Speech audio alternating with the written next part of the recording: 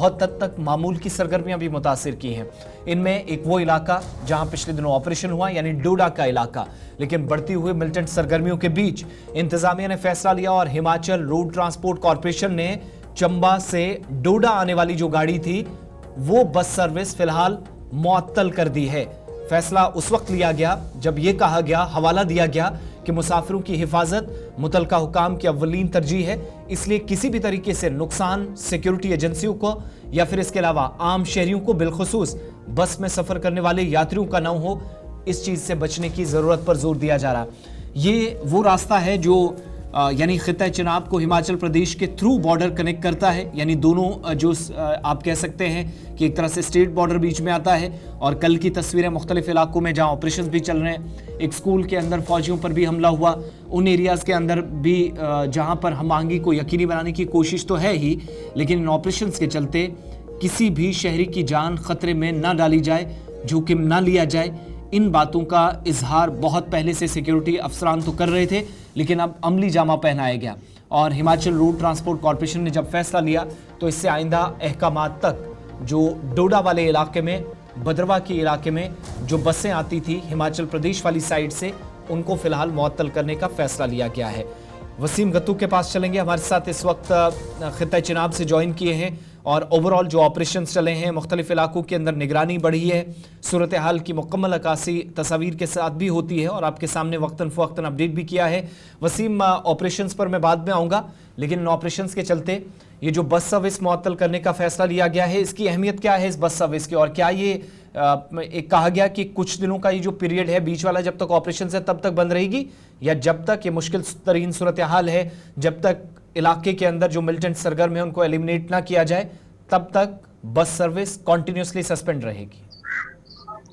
बिल्कुल आसिफ, देखिए ये 2 तारीख से ये बस सर्विस जो है अब स्टार्ट हुई थी। जिला डोडा की अगर हम बात करें, यहाँ से सर्विस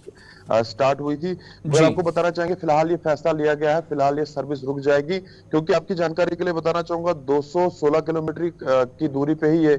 यानी कि डिस्टेंस इसका सिर्फ 216 किलोमीटर है। तो एक तो लोग इस रास्ते से काफी ज्यादा पसंद करते थे आना जाना, क्योंकि एक तो डिस्टेंस कम है, दूसरा खूबसूरती इस हवाले से बात करें तो काफी ज्यादा खूबसूरत इलाका माना जाता है भद्रवा का इलाका।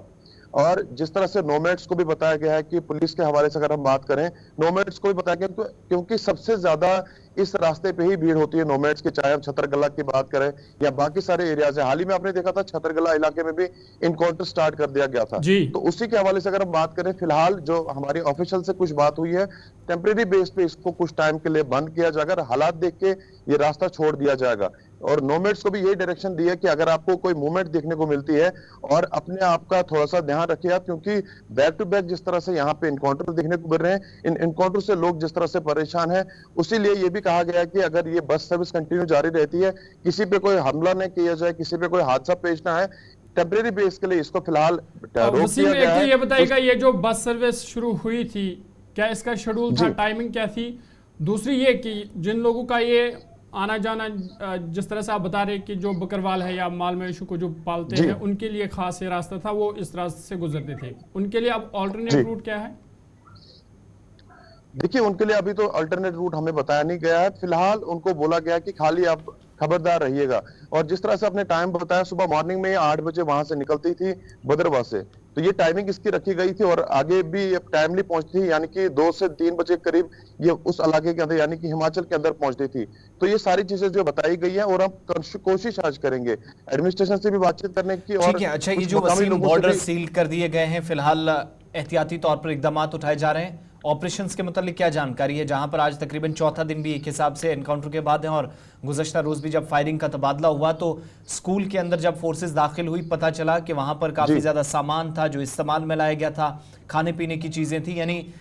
समझ में शायद कुछ चीज़ों से ये भी आता है, या जो तस्वीरें हम दिखा रहे हैं कि इस एरिया के अंदर एक तरह से गुज़श्ता कई रोज से मिलिटेंट्स की तरफ से डेरा डाला गया हुआ था।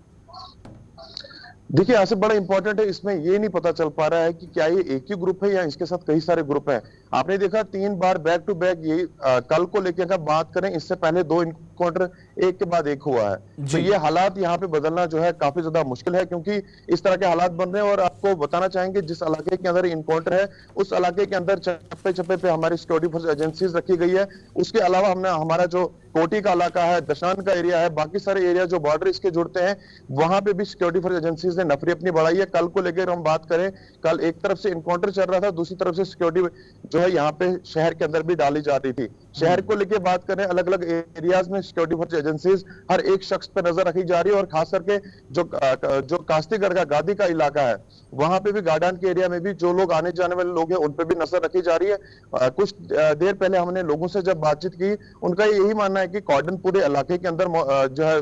परसों से ही है, और अभी भी उस इलाके में बहुत बहुत शुक्रिया ऑपरेशन चापर तफसीलात का फराहम इस्तेमाल करने भी के किया लिए जा रहा है। वसीम हमारे साथ